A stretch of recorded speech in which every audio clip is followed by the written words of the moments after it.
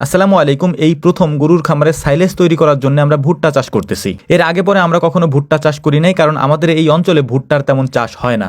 গরুর জন্য সাইলেজ তৈরি করতে হলে ভুট্টা দিয়ে করলেই ভালো হয়, কিন্তু আমাদের এখানে যেহেতু ভুট্টা চাষ হয় না, তাই আমরা ঘাস দিয়ে সাইলেজ তৈরি করার চেষ্টা করি। তো যাই হোক, সকাল সকাল আমরা বেরিয়ে পড়েছি ভুট্টার জমিতে যাওয়ার জন্য। তো আবহাওয়া দেখতেই পাচ্ছেন কি পরিমাণে কুয়াশা, কিছুই দেখা যাচ্ছে না। মূলত রোদ, বৃষ্টি, ঝড়, ঠান্ডা আর কুয়াশা যাই থাকুক না কেন, আমাদের কাজ কখনো বন্ধ থাকে না। কোনো না কোনো ভাবে আমাদের এই কাজ চালিয়েই যেতে হয়। তো যাই হোক, আলহামদুলিল্লাহ আমরা জমিতে আসার পর দেখলাম সজীব মামা আগে থেকেই খুব ভোরে উনি আমাদেরও আগে আসছেন, আমাদের আগে এসে জমিতে একটা চাষ উনি দিয়ে রাখছেন, এবং পরবর্তীতে আমরা মূলত সার বুনে দেবো। সার বুনে দেওয়ার পরে আবার চাষ দেওয়া হবে, এবং চাষ দেওয়ার পরে আমরা অর্ধেকটা জমিতে এখানে ভুট্টা লাগাবো, এবং বাকি অর্ধেকটাতে আমরা ঘাস বুনে দিব। এত ঠান্ডা, তারপরও আমাদের গরম লাগতেছিল। অনেক হয়তো প্রশ্ন করতে পারেন যে ভাই, এই শীতের মধ্যে এই কাজগুলি আপনারা কিভাবে করেন? মূলত যারা কৃষক তাদের কাছে সকালবেলা এই শীতটা কোনো শীতই না। এর কারণ সকালবেলা যদি কোদালের কাজ আপনি করেন, কোদাল যদি আপনার কোপাইতে হয়, তাহলে দেখবেন যে এমনিতেই গরম ছুটে গেছে, আপনার জামা কাপড় খুলতে হবে গরমের। তো যাই হোক, আলহামদুলিল্লাহ যেহেতু আমরা অভ্যস্ত, তো আমাদের কাছে এই সকালের শীতটা কোনো শীতই মনে হয় না। এদিকে সকালবেলা মেশিন স্টার্ট দেওয়া সব থেকে একটা বিড়ম্বনার কাজ। এর কারণ সকালবেলা মেশিন স্টার্ট করতে গেলে মেশিনের সবকিছু একেবারে জমে থাকে, যে কারণে স্টার্ট দিতে অনেক কষ্ট হয় আর কি।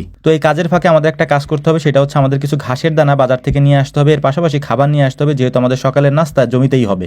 ঘাসের দানাগুলি কেন আনলাম এটা হয়তো জিজ্ঞেস করতে পারেন। সেটা আমি ভিডিওর শুরুতেই বলেছি যে এই জমির অর্ধেকটা জমিতে আমরা যে কিছু ঘাসের দানা বুনে দিব, কারণ অনেকটা জমি ফাঁকা থাকবে। 5 কাঠা জমির মতো আমরা ভুট্টা লাগাবো, বাকি যে জমিটা থাকবে ওই জমিতে আমরা ঘাস বুনে দেবো। এটা আমরা আগে থেকে প্ল্যান করে রেখেছিলাম। তো যাই হোক, আমরা চলে এসেছি আমাদের জমিতে।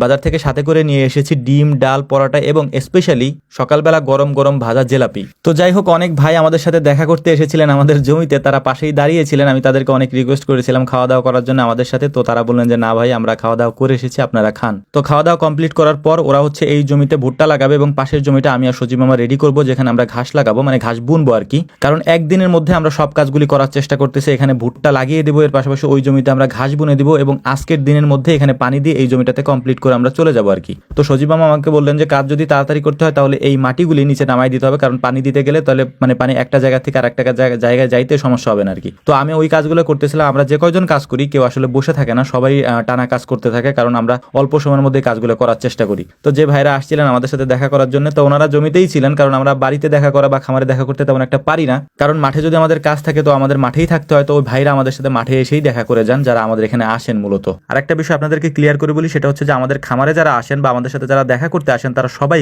কর্মঠ লোক। কাজের কোনো বিষয় জানতে বা পরামর্শ নিতেই মূলত আমাদের এখানে আসেন। বিশেষ করে খামারের কোনো বিষয় নিয়ে, খামারের আদ্যবন্ত যা কিছু আছে সেই সব বিষয় নিয়ে প্রশ্ন করার জন্য বা পরামর্শ নেওয়ার জন্য আমাদের কাছে দেখা করতে আসেন। এর একটা বিষয় আমি কেন বললাম এটা বলে রাখি, সেটা যে আমাদের সাথে দেখা করতে হবে এটা কোনো মুখ্য বিষয় না, কারণ আমরা এরকম কেউ হয়ে যায়নি যে আমাদের সাথে দেখা করতে হবে। আমাদের সাথে দেখা করার মূল একটাই উদ্দেশ্য থাকে সবার, সেটা যে খামারের কোনো বিষয় জানার জন্য বা এই বিষয়ে পরামর্শ নেওয়ার জন্য। তো যাই হোক, কথায় কথায় অনেক আজাইরা কথা বলে ফেললাম। তো আমরা মূলত আমাদের কাজ পুরো দমে চালিয়ে যাচ্ছিলাম, ভুট্টা লাগাচ্ছিলাম। আমরা একটু ঘন ঘন করে লাগাইতেছিলাম। এটার একটা কারণ আছে, সেটা আমরা যেহেতু সাইলেজ তৈরি করব, আমাদের এইটার থেকে ফলন আমাদের দরকার না, আমাদের দরকার গাছের। গাছ এবং ভুট্টা যদি হালকা কিছু হয়, ওইগুলা দিয়ে আমরা সাইলেজ তৈরি করে ফেলবো, যেটা পরবর্তীতে যে সময় আমাদের ঘাস থাকে না বা আমাদের খড় থাকে না, সেই সময় আমরা গরুকে এগুলা খাওয়াইতে পারি। এবং গরুর জন্য সাইলেজ তৈরি করার জন্য যে প্রক্রিয়াগুলি, সেটা আমি আপনাদেরকে আমাদের অনেক আগের ভিডিওগুলোতে দেখিয়েছি। তো মূলত আমাদের এই কথাগুলি বলতে বলতে কাজও প্রায় শেষের দিকে। তো আমরা এখন চলে যাব, পানি দেওয়া হয়ে গেছে। বলেছিলাম কাজগুলো আজকে দিনের মধ্যে শেষ করবো, তো আলহামদুলিল্লাহ আমরা শেষ করতে পেরেছি। আমাদের জন্য দোয়া করবেন। আসসালামু আলাইকুম রহমতুল্লাহ।